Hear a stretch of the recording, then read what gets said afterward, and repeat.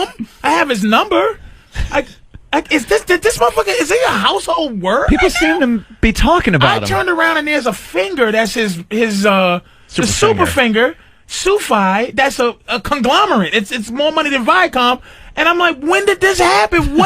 At what set at the Laugh Factory on fucking Sunset Boulevard did this fucking happen? The minute I stepped away from the table at the cellar. That is really. Oh shit! That really is, and here's the sad thing. That's Bobby, inside, but really good. Yeah, it's. There's a lot of bitterness at that back table. It's just when I'm gonna tell you where a lot of this come from, and it's not from because from Tough Crowd. When Tough Crowd was on, it was me, Norton, Nick.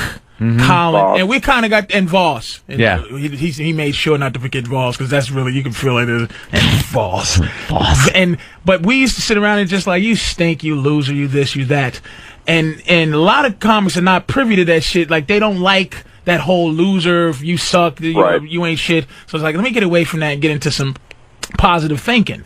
But here's the thing, that's what Dane is positive thinking. Some of the guys that try to subscribe to Dane Cookology are losing. Like Fat Boy. Like Bobby Kelly, who's starting to look like Emerald Lagasse. Oh, Jesus Christ. Who has to understand he's a fucking loser. He is not to hang out with positive vibes. He's to be with losers and stay with losers, and he'll find success. No one wants to be around this fat balding man who has this evil look in his eyes, these black eyes. Lifeless eyes, like a doll's eyes. Like a doll's eyes. You made one mistake. You said balding. He's actually bald. And I'm telling you, Dane. No more Dane has a lot of guys. It's the side of it's the dark side, and it's the light. Now Dane is succeeding on the force, the light side of the force. But there's a lot of guys who think they should be living on the force side. Right. Aren't living on it. Like Gary is an angry man. Gary Goldman, because he should be on the force side, and his life should be cultivated. But he's mean and mad. And if he accepts that, he could be a Sith Lord. If he accepts his evil, he will be fantastic. Dane is nice. Dane's playing the garden. Of course he is. Dane's playing the garden. It's probably on the way to something else. He's dropping through at the garden. Dropping in, yeah. It's like, you know what? Dane's MySpace send button is like fucking getting ready to launch a missile. Like it's like, all right, Dane, are you sure you want to do Ohio State University? Yes. Bop! You sure you want to do the state of Kansas? Dane Cook is performing tonight, one night only. Dane performs in Minneapolis, Minnesota. Where at? In Minneapolis. Where? Nigga. Minneapolis. Wait, he puts out a bulletin on the MySpace, hits send, and all the lights dim. Like all the power. That's why MySpace from the crashed. internet is getting soaked up. You're like, oh, Dane must be putting out a bulletin. Me and my 1,700 friends. Oh, shit. Dane's friends can gang rape my friends. Oh. And they couldn't fight it off. Oh, that's funny. Because everyone else got involved with the MySpace way too late. They saw what it did for Dane. Dane got in like really early. You got to be in early. Dane, who fucking told you about that? Don't even tell me that you were sitting there going, this looks like a good place for me to... I was on Friendster, and a fan wrote me and was like, dude, doesn't this suck? And I was like, yeah. And he goes, you should check this out. So I skipped over to MySpace early on. Do you owe that guy money now? I don't know who that is, man, but you know, that son of a bitch over there. Man, he gave you a great tip. You know the guy Tom though, right? The guy who runs it, right? You must. Yeah, those guys. I mean, they made that. Yeah. Yeah, he's worth like $580 million or something. Unbelievable. Dane is slacking though. He only has 1.5 million friends. Oh, that's What's with that, nigga? What's like with that, Dane? There are countries that don't have those populations. Dane has India as his friend. Like a country now. Dane has Tibet as his friends. Welcome to Dane. Come to Dane. You got a passport? You can't get into Dane. Dane. Unbelievable. Dane Cook. Ladies and gentlemen, I will soon be arriving in Dane. The weather is perfect, of course, as it is every day. So fasten your seatbelts and prepare for landing and enjoy your time in Dane. Patrice Oneal, you coined it, man. You said the thing though at the back of Nick's one day when everybody was trying to be something they weren't on stage. And I remember you looked at me, dude, and you go, "I'll tell you, man, the thing that's going to make you make it." And he goes, "You can't fuck with the truth." And that's all I ever did, man. I was like, all right, fuck it. I'll just be myself. I'm not going to try to bust balls if I don't want to bust ball. And really, Patrice is one of the guys that actually was, he got me. He got me right away. So a lot of comics try to be something they're not.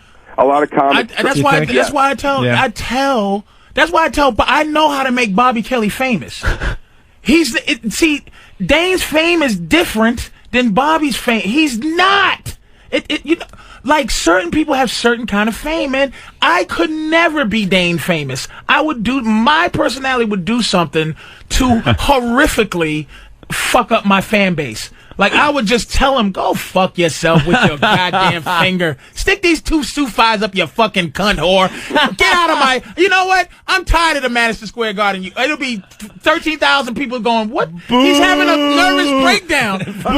Hey, get him out of here. Go suck a dick. I know where my bread's buttered. My bread is not buttered. I might make $1 million Throwing somehow. out a heckler in like section 304. But Dane, the thing I tell Dane, because a lot of old school guys hate Dane. Old school motherfuckers hate Dane. There's haters and out I'll there. go, look, let me tell you something, man.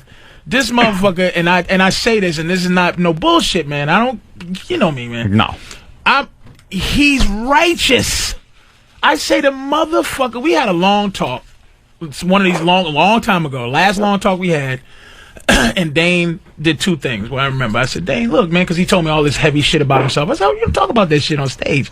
He goes, I have no interest in it. Maybe in a movie, maybe, but I would never talk about that deep down hurting shit on stage. I went, fair enough. And then he proceeded to go, I'm tired of people stealing from me and Jim Carrey. And that's when I wish it was somebody else there for me to look at and go, what? That conversation, that was the last heart-to-heart we had. But that's why I go, that motherfucker's righteous. Whatever he's doing, it's him. Don't do fucking somebody else. Right. Bobby Kelly, I love Bobby. I tell him this all the time. You're not a guy people love. So what is the adjustment that Bobby needs to make then? He needs to stop talking about butter cookies and Cheese Whiz on stage, because Bobby is a deviant problem person. But he can't deal with no laughter. Bobby needs the laughs that Dane get. Bobby needs that. But Bobby needs to learn how to not be funny for a second, so that he can go deep down into what the fuck problems he has. As an ex-good-looking guy. Oh man, I was watching Torgasm the other day, and I saw the episode where you guys look back. Yeah. And holy shit, there was some old videos of Bobby with that Jerry curl motherfucking hair or whatever the hell that Bobby was. Sexy, man. Rico Suave. He was like Rico Suave. He was like a young Marlon Brando. He was fucking sexy. Bobby was tremendously sexy. Sexy Bobby. You should see his old headshot at the Cellar. You go, holy what a pretty man. Bobby was pretty. He was like a male Angelina. I used to bring girls. This was my litmus test. I used to bring girls that I liked down to like Remington's or the Vault or whatever, and then they would meet Bobby, and then Bobby would go fuck my chick, and that's when I knew that I wasn't with the right girl. That's a good litmus test. And he still has that charm, but Bobby lost a little bit of the charm because Bobby's on a mission of positivity now, and he's losing. Dude, life is like a box of onion rings. When he came in the first few times, he would talk about how deviant a lifestyle he was leading, and then he'd start talking about, I'm talking to people, and I just want to get a little more positivity in my life. He's trying to figure it out. So he's trying to figure it out. Dane is that what Dane does is what he does. What I do, I try. Let me tell you something. Everybody tries to be Dane at one point. They try positivity. I tried positivity in '98. It almost killed me. I liked it. I was in. Yeah. Hello, everyone. What do you need? I bought your T-shirts. I was in a room by myself with 2 Whoppers sitting on my stomach because that's all I could afford to eat. And I said, if I had a gun, I'd blow my fucking brains out because I'm in here skipping around and like Jamie Masada that owns the Laugh Factory, he come body with his dry skin and talking to you, and I'm going, hey, hey, how are you, man? Good to see you, you creepy Iranian. It's like, nah. It's like my thing is to go, get the fuck out of my